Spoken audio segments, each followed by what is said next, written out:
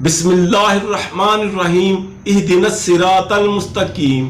अनगिनत दरूद व सलाम रहमतुल लिल आलमीन पर, उनकी आल पर, उनके असहाब पर। अस्सलामु अलैकुम नाजरीन, मैं हूँ आपका अपना, आपकी आवाज़ शेख अब्दुल रशीद। उम्मीद है कि आप सब खैर खैरियत से होंगे। हमारी दुआ है कि अल्लाह पाक आपको हमेशा खुशो खुर्रम रखे और आप जहाँ कहीं भी हैं अपने हिफ्ज़ो अमान में रखे। नाजरीन, हमारी कोशिश है कि हम अवाम के मसाइल और उनकी मुश्किलात को उजागर करें और आला हुक्काम तक पहुँचाकर उनके दिलो दिमाग और ज़मीरों पर दस्तक दें, ताकि वो इस लावारिस शहर के अवामी मसाइल हल करवाने के लिए अपना फ़र्ज अदा कर सकें। जब से कामोके की शिनाख्त ख़त्म करके उसे नौशहरा विरका का हल्का बनाया गया है, उस वक़्त से यहाँ के अवाम बेयारो मददगार हो गए हैं। लेकिन वो वक्त दूर नहीं जब इस शहर के लोग अपनी महरूमियों और लावारसी में गुजारे हुए एक एक पल का हिसाब लेंगे। बस इलेक्शन तो आने दो।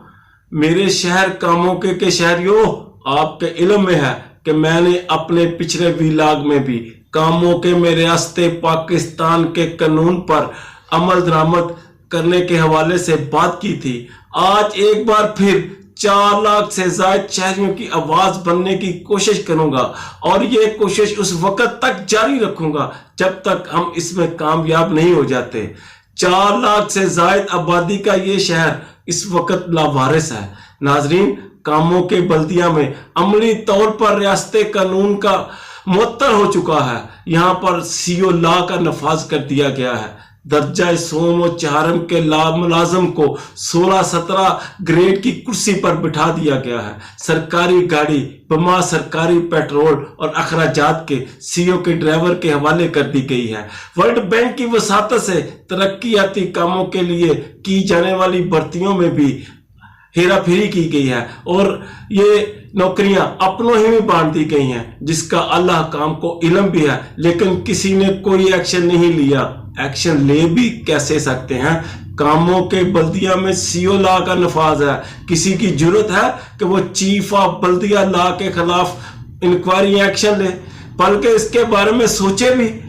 चीफ ऑफ बल्दिया लॉ के जेर तहत कुर्बानी टैक्स भी लगा दिया गया है और इसका ठेका भी दे दिया गया है। गवर्नमेंट कानून के मुताबिक कोई भी ठेका टेंडर के बगैर नहीं दिया जा सकता और टेंडर के लिए अखबारात में इश्तहार देना लाजम होता है। चूंकि कामोके में गवर्नमेंट लॉ मुअत्तल है और यहाँ चीफ ऑफ बल्दिया का लॉ लागू है और चीफ ऑफ बल्दिया के लॉ के मुताबिक ठेका दे दिया गया है और दीदा दलेरी से इसकी रसीदें भी दी जा रही हैं। बताया जा रहा है कि कुर्बानी टैक्स से कमोबेश 1 करोड़ रुपए के करीब रकम इकट्ठी होगी और तवक्को है कुर्बानी टैक्स से इकट्ठी होने वाली रकम उसी तरह इसके हिस्से बांटे जाएंगे। जैसे बड़ी कुर्बानी करें तो 7 कुर्बानियों का सवाब और छोटी करें तो 1 कुर्बानी का सवाब मिलता है। कुर्बानी टैक्स से इकट्ठे होने वाले नोटों वाले सवाब को भी इसी तरतीब से तकसीम करने का सुनने में आ रहा है।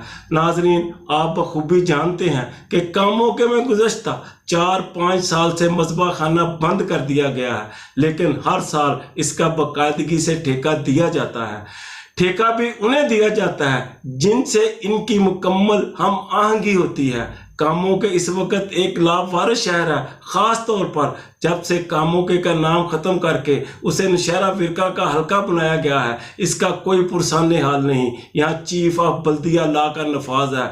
अवाम इस लॉ को सह रहे हैं और सहते रहेंगे। इसका हिसाब ज़रूर लेंगे, बस इलेक्शन आने दो। नाजरीन, अब बात करते हैं हज के हवाले से। नाजरीन, आपने एक कहावत तो सुनी होगी कि 900 चूहा खाकर बिल्ली हज को चली।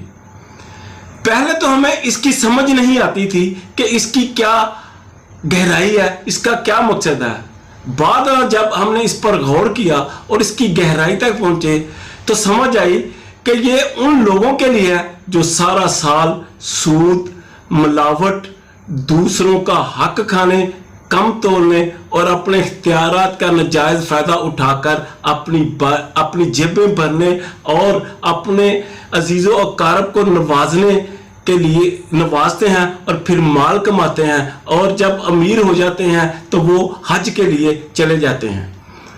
हर वो काम करते हैं जिससे शरीयत ने मना किया है। ऐसे लोग जब हज पर जाते हैं तो समझ आती है कि 900 चूहा खाकर बिल्ली हज को चली, किन के लिए ये कहावत बनाई गई थी।